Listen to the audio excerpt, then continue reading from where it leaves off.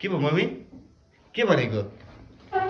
ए आज गौशालतिर गएको होइन, पशुतिर घुम्न गएको। मेरी आमा राजाकै जतै हेरो राजै राजा, राजाकै मात्रै ऊ तारिफ गरेछन्, राजाकै मात्रै विदाय के अरे ऊ गरे विजय गरेका छन् होइन।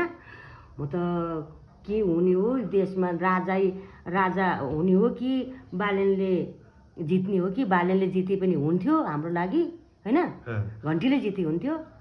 अब राजा त चाहिन्छ। राजा त यो देशको खम्बा हो, एक नम्बरको खम्बा हो, जनताकै खम्बा हो नि त। राजा नभएको देश त देशै हुँदैन होइन। पहिला राजा रानी मार्थ्यो, अहिले अरू राजा भएर बसे, तिनलाई चाहिँ गोली हान्न पर्थ्यो। राजा रानीलाई हानेर के गर्नु, राजा रानीले मार्यो। अब खम्बो भएर चाहिँ राजा उत्रिनै पर्छ, बालेनले जित्नै पर्छ घन्टीले। भनेपछि राजा पनि चाहियो अनि प्रधानमन्त्री चाहिँ फेरि को चाहियो? बालेन चाहियो? बालेन।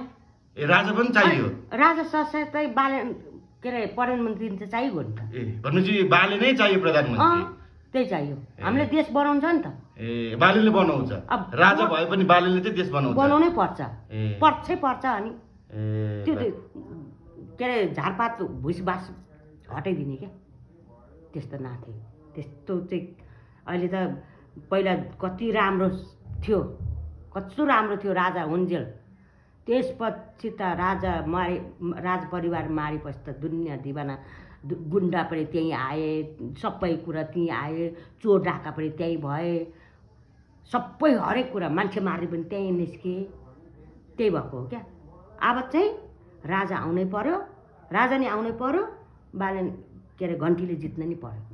प्रधानमन्त्री बालेन हुनै पर्यो, प्रधानमन्त्री बालेन हुनै पर्छ। त्यति भन्न भनेदेखि चाहिँ तपाईँ अब त्यति भएन भने त जनताहरू चाहिँ गु खाए हुन्छ। त्यति पार्न सकेनन् भने जनताहरू चाहिँ के अघि र पछि लाएर हिँड्ने त, त्यति गर्न सक्दैन भने हात छोड्ने, जित्ने। भनेपछि भोट हाल्नु पर्यो। अनि होइन भने किन लाग्यो अघि र पछि? कोही पैसाले बिकेका छन्, कोही आफ्नो खुसी लिएर राम्रै पनि हिँडेका छन् बालेनको लागि।